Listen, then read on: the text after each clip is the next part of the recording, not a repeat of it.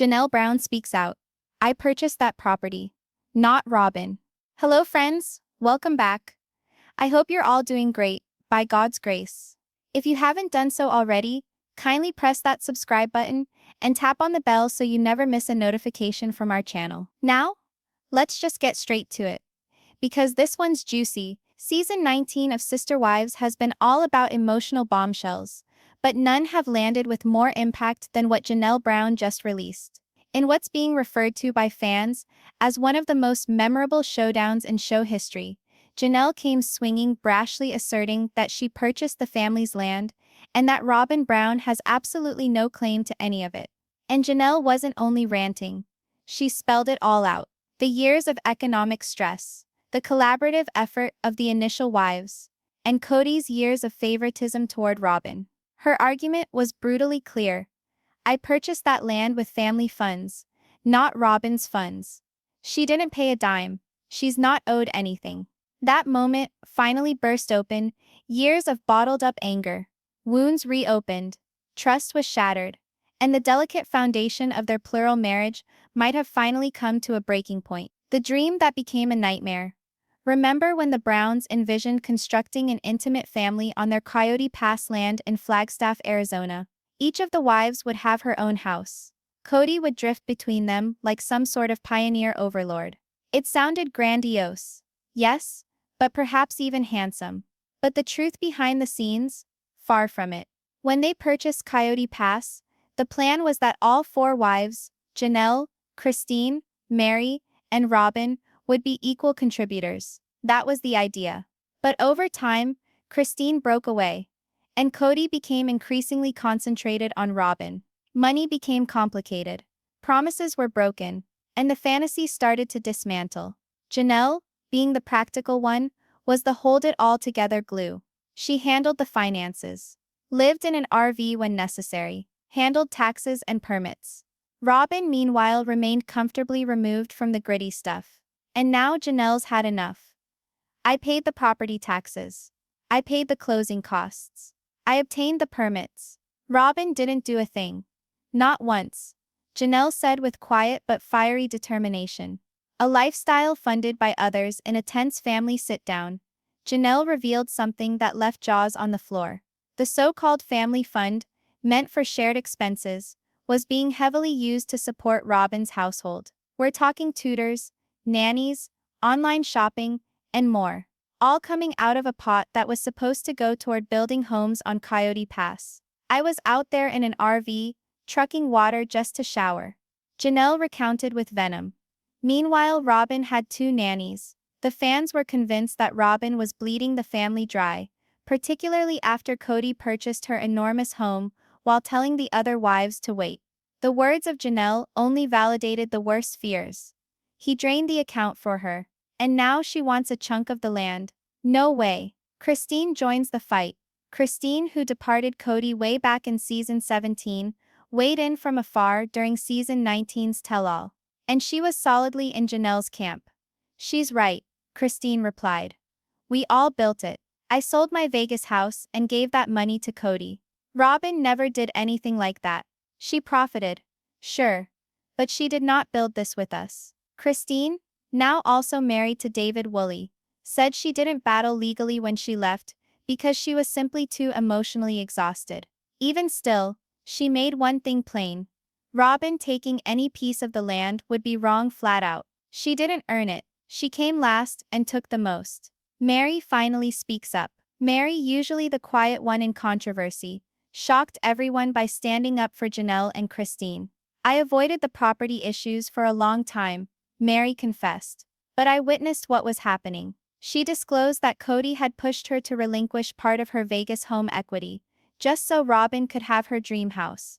He said to me, let's get Robyn settled and then we'll work on you. That was 10 years ago.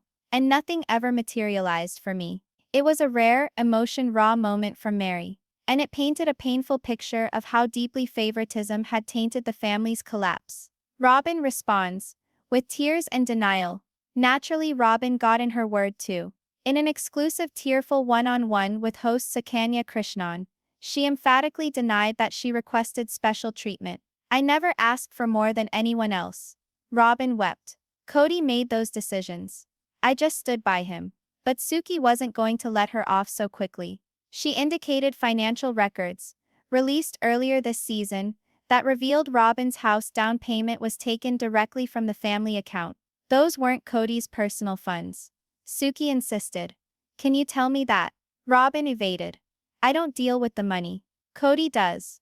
Christine and Janelle, sitting on the couch and observing, both rolled their eyes, barely able to stifle their incredulity. And fans on the internet. They were apoplectic. Many dubbed it weaponized tears, and accused Robyn of being the victim. Once again, Kody comes undone, torn in all directions. Kody cracked, shouted at the crew, walked off the set several times. I'm sick of being the bad guy, he yelled. I did try to create a future for all of them. And now I'm getting stabbed in the back. But even the host wasn't immune. Suki asked the question everyone wanted an answer to. Were you creating a future for everyone? Or just Robyn? Cornered, Cody's last line of defense was a technical one. I purchased Coyote Pass. I've got my name on the papers. That is my property. That's when Janelle delivered the biggest bombshell yet. You only have your name on that deed because I let you, she said. I signed the documents. I wrote the check. You were merely the name on paper. Legal trouble ahead. The tell-all ended with Kody and Robyn storming off the set, while Janelle, Christine and Meri sat together for the first time in years, united in hard-won solidarity. But this story is far from over. Insiders say legal battles are brewing. Janelle may soon file for sole ownership of her part of Coyote Pass, with Christine and Meri ready to testify on her behalf. We're done funding someone else's kingdom, Janelle said. At the same time, Robyn is said to have begun talking with attorneys as well. Because Cody's sole legal wife, she has some claim, but only to assets specifically shared with him. If she never signed anything pertaining to Coyote Pass, or put in any money, legal experts indicate her case is tenuous at best. Fans rally behind Janelle as Robyn makes a shocking power move. Legally wed or not, that doesn't entitle you to a cut of everything, particularly if you didn't help build it. That's what Tanya McKill and thousands of Sister Wives followers are saying after the latest dramatic twist. The second, Janelle said she had purchased the Brown family estate with joint family funds, and that Robyn had no right to it. The internet went crazy, and by far and away, they're all Team Janelle. Social media erupted with passionate posts. One fan simply wrote, "Janelle deserves everything. Robyn got the man, the house, the nannies, and now she wants the land too. Girl, bye." Another fan wrote, "Janelle's been the backbone this whole time. This just proves it. #justice for Janelle, #Queen Robyn, and #Kody collapsed." Trended for more than 24 hours, as the episode not only stirred the pot, but went on to crack it wide open. From faith to fallout, what began years ago as a faith-based plural marriage of unity and purpose has now been dismantled. Janelle, Christine and Meri no longer perceive themselves as sister wives. They perceive themselves as survivors of decades of financial and emotional manipulation, a game that, in the opinion of many, was orchestrated by Kody and Robyn. At its core, this ongoing conflict involves something more than real estate. It's about justice, about who came, who sacrificed, and who exploited. "I gave this family 30 years. Janelle cried during her last segment. "I worked, I sacrificed, I suffered. Robyn came in, profited from it, and now wants a portion. Over my dead body." With lawsuits loomed on the horizon, most think season 20 will take a different route away from family and love, and run directly into a war of retribution. The Browns' ride has been long, agonizing, and frequently messy. But now, with Janelle standing up and Christine and Meri in her wake, things are finally at last starting to make sense. What started as a romance now seems more like a parable, one of favoritism, monetary treachery, and the cost of sacrificing your voice to maintain peace. And just as it seemed things would settle, Robyn makes her move. "Sign it all over to me." In a shocker that left even the most ardent fans agog, Robyn allegedly demanded that Kody deed over all his remaining property and assets into her name. Yes, you did read that correctly. All of it. Sources claim the private exchange was filmed on camera,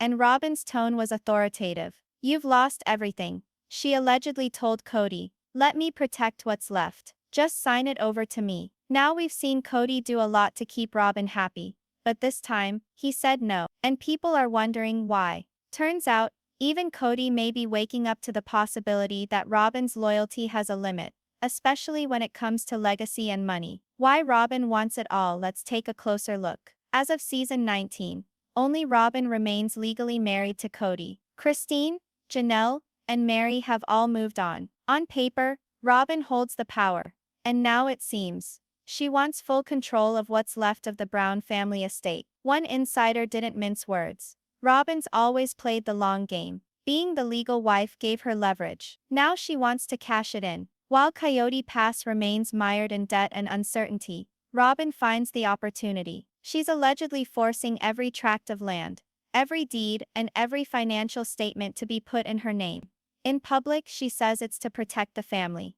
Privately, Christine and Janelle believe it's the last move in a clandestine takeover years in the making. The secret conversation. Let me carry this now. In a peaceful scene shot at Robyn's home, cameras rolled, but the atmosphere was strained. Robyn sat facing Kody, her voice steady, her words measured. This is what's best for you. For the children, she said. Let me hold this now. You can't anymore. You're not thinking rightly. Kody had the look of exhaustion etched on his face. His business schemes had collapsed. His reputation was in shambles, and his family was hanging by a thread. You think I should give it all to you? He asked. Robyn nodded. Yes, you'll still be a part of it, but legally it'll belong to me. That way, we preserve the family name. But Kody did something that no one expected. He refused. No, he said.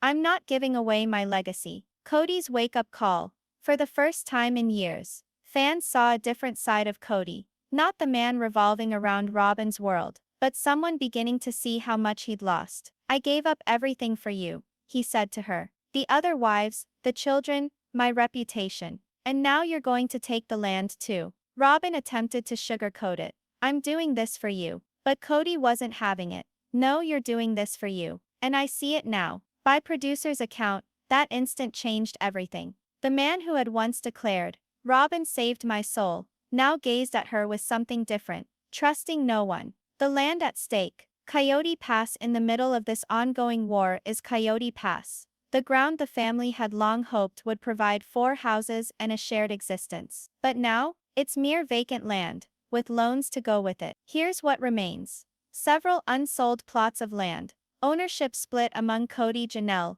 and Robyn, ongoing property tax debt. Disputes over who owns what. Robyn's plan to take full legal ownership would erase the financial efforts of Janelle, who paid property taxes and permits. It would ignore Christine's sale of her Vegas home that helped buy the land in the first place. And it would completely bypass Meri's equity from the family business. Briefly, it would make Robyn the sole monarch of what's left of the Brown family kingdom. Christine and Janelle react. Married now to David Woolley and starting anew. Christine couldn't help but guffaw when producers informed her of Robyn's scheme. Of course she wants it all, Christine replied. She always has. She didn't want a family, she wanted a kingdom. Now she wants the crown too. Janelle wasn't laughing though. That land belongs to all of us, she said. I paid for part of it. I sacrificed for it. And now she wants to take it with just a signature. Not happening. The two women both confirmed that they are seeking legal recourse. If Robyn or Kody attempt to change ownership without recognizing their investment,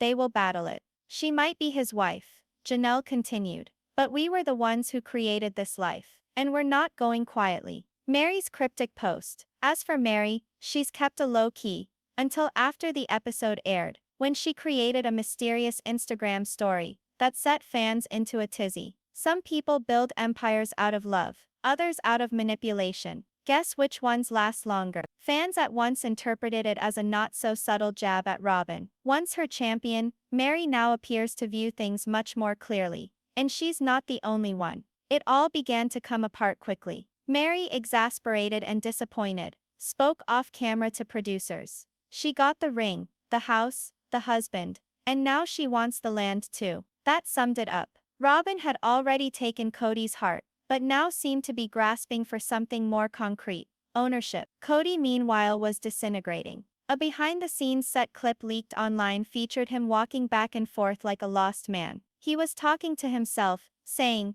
"She doesn't trust me. No one trusts me. Maybe I don't trust anyone either. It was a startling sight. This man who used to lead a household of more than 20, now a king without a kingdom. Tears were in his eyes as he spoke softly. I expected Robyn to remain with me. But now it seems like she's ready to push me out too. Once I sign the papers. In a rare moment of clarity, Kody finally put his foot down. He refused to sign over any property. I won't let her own me, he told producers. Not everything. Robyn, when questioned about her motives, doubled down. I'm doing what any responsible wife would do, she said. We have to protect what's left of our assets. Cody's not thinking straight. Someone has to step up. She swore it wasn't about excluding the others or dominating everything. I've always been the scapegoat, she said, fighting back tears. If I attempt to assist, I'm manipulating. If I remain silent, I'm hiding. What do they want me to do? But fans weren't having it. One fan wrote online, Robyn's gaslighting everyone again. She doesn't want to help. She wants to own it. And the legal fiasco, just as ugly as the emotional one. Family lawyers opined, saying Kody would need permission from Janelle, and perhaps even Kristine, before he could transfer full ownership of the land. Trying to circumvent that could go to court. Why? Because documents reportedly indicate Janelle made payments on the house. This wasn't love anymore. It was about contracts, contributions, and even betrayal. Word soon got around that Janelle and Kristine had already made the lawyers' calls. Even Meri could become a part of it, if only to ensure Robyn didn't rewrite history to her advantage. Fans react, the empire is crumbling. Online fans were furious. One wrote on Twitter, so let me get this straight. Robyn had the legal marriage, the house, the nanny, and now she wants the land as well. Kody finally said no. Miracles do happen. Another penned, justice for Janelle. She paid taxes on that land for years. If Robyn gets it, I swear I'm done with this show. And then came the toughest takes ever. This is karma. Kody chose one wife over the rest. And now that wife is taking the throne. Even insiders at TLC were said to be concerned. Some of the producers worried that Robyn's land grab might mark the end, not only of the family, but of the show's legacy itself. The final power grab, what had started as a radical experiment in polygamy, had turned into a highly publicized fight for cash, property, and allegiance. Robyn can say she's fighting to save what's left, but to everyone else in the family, and a large part of the fans, there seemed to be a last power move by someone who'd already emerged victorious. She was the last wife standing, Kristine said. And now she wants to be the last one owning everything too. But she forgets, we were here long before her, and we're not done yet. Will Kody stay firm and refuse to sign, or will he eventually give in? One thing's for sure, the fight for Cody'S isn't finished. And for some, it could be the last chapter in the sister wives story. Kristine drops bombshell. Kody just used us for money. In one of the most shocking bombshells in Sister Wives history, Kody Brown finally spoke the words many fans have suspected for years. In a tearful one-on-one interview for Season 19's Tell-All special, Kristine has sat down with tears in her eyes, but steel in her voice, and told the truth. Kody never loved us the way he said, she said, directly addressing the camera. He loved the money, he loved what we provided. The statement sent shockwaves through the fan base. After years of loyalty, sacrifice, and holding the family together, Kristine had had enough. And this time she wasn't backing down. Emotionally, spiritually, financially, we were his resource, never his equals. That single sentence from Kristine didn't just resonate through the studio. It shattered years of delusions. It triggered a ripple effect throughout the Brown family that could not be reversed. Fans were shocked. Critics, they winked knowingly. And Kody, he couldn't handle it. He stormed off the set, fuming, speechless, finished. So let's break down what actually went down behind Kristine's bombshell truth. This wasn't a comment. This was a highlight on decades of manipulation and control. Kristine maintains. She's lifting the veil, and what she's exposing is rewriting all we thought we knew about the Sister Wives legacy. Now for longtime fans, Kristine was always the ray of sunshine in the family. She was bubbly, cheerful, and totally committed to the concept of plural marriage. She loved being a homemaker. She raised all the children, not just her own. She was the heart of the family, or so everyone thought. But Kristine now reports that behind the scenes fissures were beginning. I always felt like we were doing it together, she confided. Sharing love, supporting one another. But Kody was still making all the money decisions, and they benefited only him. And subsequently, Robyn, she indicated that the big red flag first appeared after the family's massive relocation to Las Vegas. That's when Kody, in her view, got fixated on image. He was pursuing investments,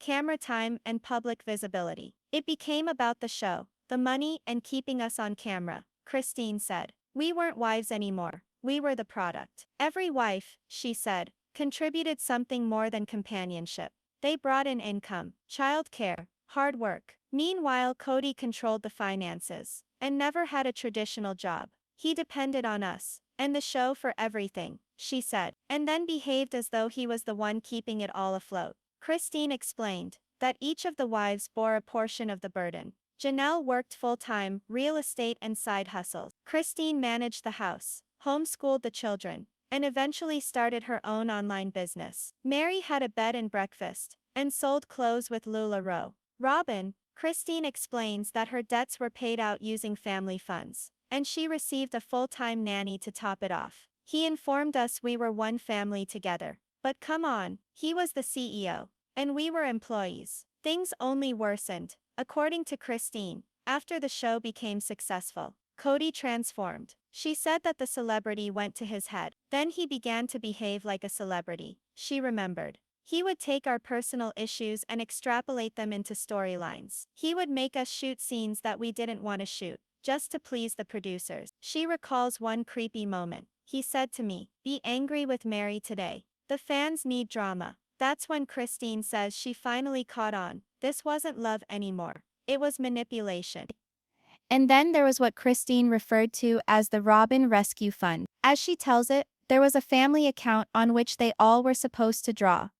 But the majority of it benefited Robyn. Her home, her loans, her children's school fees, their nanny. Krishnan, meanwhile, claims she lived paycheck to paycheck, with 6 children to raise. Robyn had a $900,000 house and a nanny who worked full-time, she said, while I was deciding how I was going to pay for groceries. And Kody called that equality. Krishnan and Janelle, she said, had late nights scrambling to pay bills, repair broken-down cars, and keep the lights burning. And while they were struggling to make ends meet, Kody and Robyn were flying off on vacations, picking up new furniture. We weren't a family, Krishnan said. We were his financial ladder. And Janelle seconded that. Throughout the tell-all special, Janelle nodded, eyes wide with honesty. Everything she's telling me is true, she said. We all believed we were creating a life together. But ultimately, we were just teammates with children. Janelle explained how she drained her retirement account, sold her Las Vegas house, and invested everything in the Arizona real estate, only to find out Kody had no intention of constructing her a house. He said to me, "We'll get to you later." But later never arrived. Then Meri, the most loyal of the wives, and usually called on by him for consoling.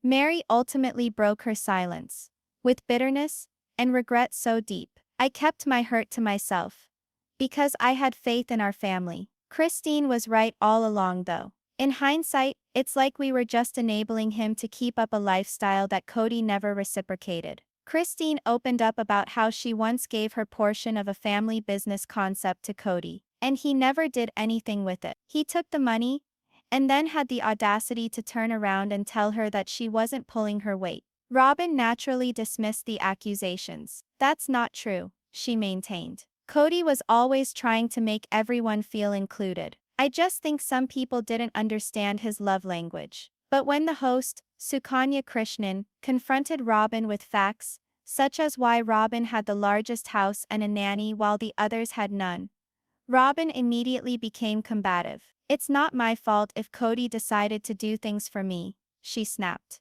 I didn't ask him to. Observing from behind the scenes, Krishnan couldn't help but laugh cynically. She didn't need to ask, she stated. He simply gave and gave to her with our money. Kody didn't handle Krishnan's bombshell very well. His response? Just as over the top as fans anticipated. He yelled at producers, ripped off his mic, and lashed out, accusing Krishnan of tarnishing his reputation. Not fair, he bellowed. I stood by all of you. I gave it everything I had. Krishnan, serene and unruffled, responded, "No, Kody, we gave it everything we had. You just stole it." With this, he strode off the set. But not before accusing the women of twisting the plot. "If I'm such a villain," he declared, "then why did the show run for so long? I must have done something right." But fans, they were no longer buying into it. The aftermath: healing, growth, and new beginnings. Christine is now married to David Woolley, a man she refers to as her actual partner, both financially and emotionally. David was surprised when he learned about everything that had happened to Christine. According to Christine, "He asked me, 'You let that man treat you like an employee for 25 years?'" Christine related. "And I told him, yes, because I thought it was love." Janelle has gotten her own finances under control and is more concerned with self-improvement. Meri is building her business and living life entirely on her own terms. "It took me way too long to see it," Meri said. "But I was never Cody's priority. Now, I'm finally my own." The fans' react: social media exploded in support after Christine's tell-all. "Christine exposing Cody's financial abuse is the closure we all needed." Queen energy. "Think about giving your life to a man that views you as a cash flow. Gross. Team Christine forever." And Robyn? Not everyone was swayed by her tears. Robyn's crocodile tears aren't going to get Kody out of trouble now. Christine brought the receipts. After Christine's episode, TLC claimed a 30% increase in viewership, evidence that viewers care more about the wives finding their voices than the disintegrating reputation of so-called patriarch. A new chapter without Kody. Christine's tale isn't only personal, it's compelling. Her words are a wake-up call to anyone who's ever felt financially or emotionally taken advantage of in the name of love. "If there's one thing I want women to know," Christine said, "it's this: you're not crazy. If something feels off, it probably is." Her courage has encouraged Janelle, Meri, and millions of viewers to get an honest picture of the true price of giving too much in abusive relationships. And while Cody's universe seems to shrinking, Christine's is expanding. She is at peace, surrounded by truth, love, and at last, financial freedom. Meri drops a truth bomb. And just when you thought it was going to stop, Meri Brown broke her silence as well. After almost 2 decades, she spoke up and said what so many had long suspected. Everything went haywire after Robyn joined the family. Meri Brown, Cody's very first and original wife, has finally spoken up about what so many sister wives viewers have long been thinking. Everything went haywire after Robyn came into the picture. With that one, unfiltered sentence, Meri debunked the age-old myth that the Brown family's plural marriage was still intact. Her statement, made at a dramatic moment in Season 19's confessionals, validated what the audience had suspected all along, that when Robyn joined the family, everything fell apart. Before Robyn, a fragile but functioning family. Before Robyn Brown ever entered the picture, Meri, Janelle, and Christine had established a fragile but functional pace with each other. It wasn't ideal. There were jealousy problems, parenting conflicts, and the inevitable emotional scrapes, but it was theirs. They learned to live with each other. And even though harmony was elusive, respect was not. As Cody's first and sole legal wife at the time, Meri was committed to the dream of plural marriage. She introduced Janelle, and later Christine, into the family fold. Together, they raised children, shared the burdens of daily life, and supported each other when it was most needed. "We had our good times and our bad," Meri remembered. "But there was equality, a balance. We both had a say." Their common sacrifices were to create something worthy, a family grounded in faith, trust, and common purpose. Then came Robyn, and everything shifted in 2010. Robyn Brown joined the family. A divorced single mother of 3 children, and as Kody described it, a sweet and spiritual heart. She began the national TV courtship that was, on initial observation, all romance. But for Meri, it was the start of a gradual and agonizing realignment of the family dynamic. Everything shifted when she arrived. Meri told us in her interview. Kody was different, all of a sudden. The rules were different. The vibe shifted. What hurt the most? Meri was the one who brought Robyn to Kody to begin with. "I thought she would be a sister wife," Meri told us. "I thought we were bringing in family. I didn't realize I was assisting in the destruction of it." A new hierarchy takes over after Robyn was added. It didn't take long for the scales to tip. Kody began to concentrate almost solely on Robyn. Emotionally, physically, and even financially. The other wives, once considered partners, now felt excluded and left behind. He stopped coming by, Meri said softly. Not just to me, but to all of us. Robyn received the time. She received attention. She received everything. Janelle and Christine sensed it too. But Meri, remaining the legal wife then, thought, at least for some time, that her status provided her with some protection. That illusion was destroyed in 2014. That year, Kody chose to formally divorce Meri, so he could wed Robyn in her place, so that he could adopt Robyn's children from her first marriage. They said it was paperwork, Meri explained, fighting back tears. But it was a statement of priority, isolation, and heartbreak. Once the divorce was finalized legally, Meri's relationship with Kody began to disintegrate at once. She remained outwardly a member of the family, but quietly she was vanishing. I transitioned from being his wife to being a footnote, she whispered. And nobody put a stop to it. Not Kody, not even the other wives. She remembered times of wrenching isolation, holidays spent alone, no calls, no visits, no sympathy. The woman who had once been the anchor of the family was now emotionally abandoned. Forgotten birthdays, silent decisions, and a marriage that wasn't plural. Meri recalls the transition all too well, how her birthdays began to be ignored, how important family decisions were made without so much as consulting her. They referred to it as plural marriage, she explained, but it was actually monogamy with witnesses. The rest of us were static. And the witnesses? Oh, they saw it all happen. The legal wife advantage. Once Kody lawfully married Robyn, she automatically had more authority than Meri, Janelle, and Christine put together. Whether it was money, discipline, or where the family would reside, Robyn's opinion mattered most. Robyn exercised quiet influence in her legal status, according to Meri. She'd pretend like she was just trying to help, Meri said, but behind the scenes, she was pulling the strings. Robyn denies it, of course. I never attempted to usurp, she said. I just stood behind Kody in his decisions. But Meri isn't having it. That support was calculated, not divine. She played the long game, and we lost. The betrayal that broke Meri. In 2015, Meri reached rock bottom. Feeling emotionally abandoned, she engaged in an online romance with a person she believed was a man. It was a catfish. A woman pretending to be someone else. The consequences were shattering, and instead of sympathy, Meri said she received judgment and distance, particularly from Kody and Robyn. That was the point when I knew I was totally alone, she said. They weren't angry that I got catfished. They were angry that I had the audacity to feel anything again. Christine and Janelle muttered their condolences in silence. But Robyn? She told Meri. She bluntly declared, "You brought this on yourself." The breaking point. By the time seasons 18 and 19 arrived, Meri had mentally checked out. She never experienced the clarity of a legal divorce like Christine did, but she came to terms with it on her own. I don't even recognize this family anymore, she said. This isn't the life I signed up for. This isn't the sisterhood I thought we were building. Asked whether Robyn was responsible for the family breaking up, Meri didn't hesitate. Yes, she replied. She didn't ruin us by herself, but she was the catalyst. The rest of us tried so hard to do things fairly.